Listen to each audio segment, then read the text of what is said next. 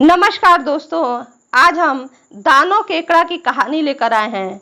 हिमालय के किसी सरोवर में कभी एक दानव केकड़ा निवास करता था। हाथी उसका सबसे प्रिय आहार था। जब भी हाथी के झुंड उस सरोवर में पानी पीने तथा जल क्रीड़ा के लिए आते तो उसमें से एक को वह अपना आहार अवश्य बनाता।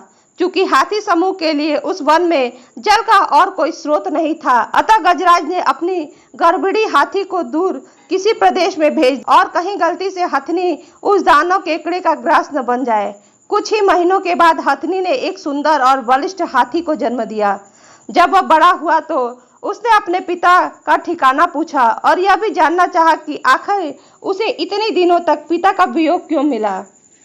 जब उसने सारी बातें बता दी तो वह माता की आज्ञा लेकर अपने पिता को मिलने हिमालय के उसी वन में आ पहुंचा। फिर उसने पिता को प्रणाम कर अपना परिचय देते हुए उस दानव केकड़े को मारने की इच्छा व्यक्त की और इस महान कार्य के लिए पिता की आज्ञा और आशीर्वाद मांगा। पिता ने पहले तो उसकी याचना को ठुकरा दिया, किंतु बार बार अनुरोध करने पर उसने अपने पुत्र को पराक्रम दिखाने का अवसर दे दिया। पुत्र ने अपनी सेना को तैयार किया और अपने शत्रु की सारी गतिविधियों का पता लगाया। तब उसे यह विदित हुआ कि वह केकड़ा हाथियों को तभी पकड़ता है जब वे सरोवर से लौटने लगती हैं और लौटने वालों में भी उस हाथी को पकड़ता है जो सबसे अंत में बाहर आती है। सूचनाओं के अनुकूल उसने अपनी योजनाएं बनाई और अपने साथियों के साथ सरोवर में पानी पीने के लिए प्रवेश किया। उस साथियों में उसकी प्रेयसी भी थी। जब सारे हाथी सरोवर से बाहर निकलने लगे तो वह जानबूझकर सबसे पीछे रह गया। तभी केकड़े ने उचित अवसर पाकर उसके पिछले पैर को इस प्रकार पकड़ा जैसे एक लुहार लोहे के पिंड को अपने चिमटे से पकड़ता है।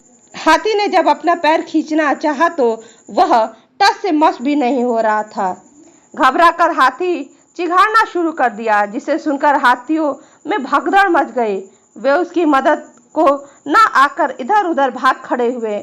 हाथी ने अपनी प्रेयसी को पुकारा और उससे सहायता मांगी। प्रेयसी हाथी को सच्चे दिल से प्यार करती थी। तत्काल अपने प्रेमी को छुड़ाने के लिए उसके पास आ गई और केकड़े से कहा, तू है एक बहादुर केकड़ा नहीं है, तेरे जैसा दूसरा हो वह गंगा या नर्मदा नहीं है, शक्तिशाली तेरे जैसा कोई बंदा है। मादा हाथी की प्यार भरी बातों से प्रसन्न हो केकड़े ने अपनी पकड़ ढीली कर दी।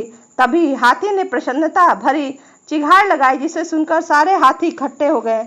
उस केकड़े को ढकेलते हुए तट पर ले आए और पैरों से कुचल कुचल कर उसकी चटनी बना दी। धन्यवाद दोस्तों। यदि आपको ये कहानी अच्छी लगी हो तो प्लीज़ इसे लाइक से सब्सक्राइब करना ना भूलें।